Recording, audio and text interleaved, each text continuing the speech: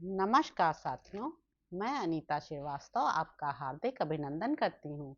श्रीमद् वाल्मीकि रामायण में आज का प्रसंग है हनुमान जी का लंकापुरी एवं रावण के अंतःपुर में प्रवेश। इच्छानुसार रूप धारण करने वाली श्रेष्ठ राक्षसी लंकापुरी को अपने पराक्रम से परास्त करके महातेजस्वी महाबली महान सत्वशाली वानर शिरोमणि कपिकुंजर हनुमान बिना दरवाजे के ही रात में चहार दीवारी फांद गए और लंका के भीतर घुस गए। कपिराज सुग्रीव का हित करने वाले हनुमान जी ने इस तरह लंकापुरी में प्रवेश करके मानव शत्रुओं के सिर पर अपना बायां पैर रख दिया। सत्वगुण से संपन्न पवन पुत्र हनुमान उस रात में परकोटे के भीतर प्रवेश करके बिखेरे गए फूलों से सुशोभित राजमार्ग का आश्रय ले उस रमणीय लंकापुरी की ओर चले। जैसे आकाश श्वेत बादलों से सुशोभित होता है, उसी प्रकार वह रमणीयपुरी अपने श्वेत मेघ सदृश ग्रहों से उत्तम शोभा पा रही थी। वे ग्रह अट्टहास जनित उत्कृष्ट शब्दों तथा वाद्य घोषों से मुखरित थे। उनमें वज्रों तथा अंकुशों के चित्र अंकित थे और हीरों के बने हुए झरोखे उनकी शोभा बढ़ाते थे। उस समय लंका श्वेत बादलों के समान सुंदर एवं विचित्र राक्षस ग्रहों से प्रकाशित हो रही थी। उन ग्रहों में से कोई तो कमल के आकार में बने हुए थे, कोई स्वस्तिक के चिन्ह या आकार से युक्त थे और किन्हीं का निर्माण वर्धमान संज्ञक ग्रहों के रूप में हुआ था। वे सभी सब ओर से सजाए गए थे। वानर राज सुग्रीव का हित करने वाले श्रीमान हनुमान श्री रघुनाथ जी की कार्य सिद्धि के लिए विचित्र पुष्पमय आमरणों से अलंकृत लंका में विचरने लगे। उन्होंने उस पुरी को अच्छी तरह देखा और देखकर प्रसन्नता का अनुभव किया। उन कपिश्रेष्ठ ने जहां तहां एक घर से दूसरे घर पे जाते हुए विविध आकार प्रकार के भवन देखे तथा हृदय, कंठ और मूर्धा इन तीन स्थानों से निकलने वाले मंद, मध्यम और उच्च स्वर से विभूषित मनोहर गीत सुने। उन्होंने स्वर्गीय अप्सराओं के समान सुंदरी तथा काम वेदना से पीड़ित कमनियों की करधनी और पायजोबों की झंकार सुनी।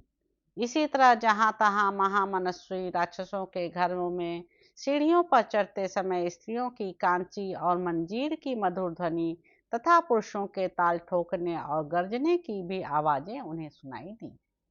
राक्षसों के घरों में बहुतों को तो उन्होंने वहां मंत्र जपते हुए सुना और कितने ही निशाचरों को स्वाध्याय में तत्पर देखा। कई राक्षसों को उन्होंने रावण की स्तुति के साथ गर्जना करते और निशाचरों की एक बड़ी भीड़ को राजमार्ग रोककर खड़ी हुई देखा। नगर के मध्य भाग में उन्हें रावण के बहुत से गुप्तचर दिखाई दिए। उनमें से कोई योग की दीक्षा लिए हुए, कोई जटा बढ़ाए, कोई मूड़ मुड़ाए, कोई गोचर्म तथा मृगचम धारण किए और कोई नंग धड़ंग थे। कोई मुट्ठी भर कुशों को ही अस्त्र रूप से धारण किए हुए थे। किन्हीं का अग्निकुंड ही आयुध था, किन्हीं के हाथ में कूट या मुग्दर था, कोई डंडे को ही हथियार रूप में लिए हुए थे। किन्हीं के एक ही आंख थी तो किन्हीं के रूप बहुरंगे थे। कितनों के पेट और स्तन बहुत बड़े थे, कोई बहुत बड़े विकराल थे, किन्हीं के मुंह टेढ़े मेढ़े थे, कोई विकट थे तो कोई बौने। किन्हीं के पास धनुष, खड्ग, शतघ्नी और मूषल रूप आयुध थे, किन्हीं के हाथों में उत्तम परिध विद्यमान थे और कोई विचित्र कवचों से प्रकाशित हो रहे थे। कुछ निशाचर ना तो अधिक मोटे थे, ना अधिक दुर्बल, ना बहुत लंबे थे, ना अधिक छोटे, ना बहुत गोरे थे, ना अधिक काले तथा ना अधिक कुबड़े थे, ना विशेष बौने ही। कोई बड़े कुरूप थे, कोई अनेक प्रकार के रूप धारण कर सकते थे। किन्हीं का रूप सुंदर था, कोई बड़े तेजस्वी थे तथा किन्हीं के पास ध्वजा, पताका और अनेक प्रकार के अस्त्र शस्त्र थे। कोई शक्ति और वृक्ष रूप आयुध धारण किए देखे जाते थे तथा किन्हीं के पास पट्टिश, वज्र, गुलेल और पाश थे। महाकपि हनुमान ने उन सबको देखा। किन्हीं के गले में फूलों के हार थे और ललाट आदि अंग चंदन से चर्चित थे। कोई श्रेष्ठ आभूषणों से सजे हुए थे, कितने ही नाना प्रकार के वेशभूषा से संयुक्त थे और बहुतेरे स्वेच्छानुसार विचरने वाले जान पड़ते थे। कितने ही राक्षस तीखे शूल तथा वज्र लिए हुए थे। वे सबके सब महान बल से संपन्न थे।